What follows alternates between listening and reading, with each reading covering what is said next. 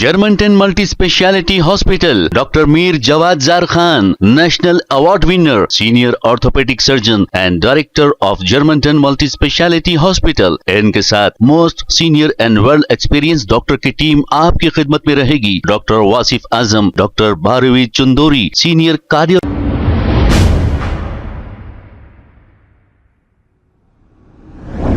अस्सलाम वालेकुम नाजरीन, 7H न्यूज सच को रखे आपके आगे। अब नाजरीन, हम ये बात कहना चाहेंगे, बीआरएस पार्टी से जो इख्तिदार जाते ही वो एमएलए, हालांकि 10 एमएलए गए हैं शायद, लेकिन हम उन एमएलए को अच्छी तरह जानते हैं। उनसे ये सवाल करेंगे कि इख्तिदार जैसे ही बीआरएस का चले गया, तुम लोग कांग्रेस में चले गए।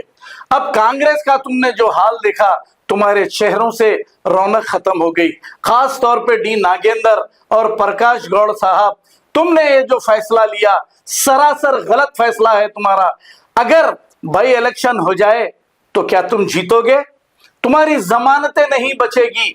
तो हम यही कह रहे हैं कि रेवंत रेड्डी को आप समझाइए, आपकी कैबिनेट के जो मिनिस्टर हैं वो समझाएं कि ऐसी हरकतें ना करें, गरीबों को घर से बेघर ना करें। ऐसा रेवंत रेड्डी को मशवरा आप लोग दे सकते हैं।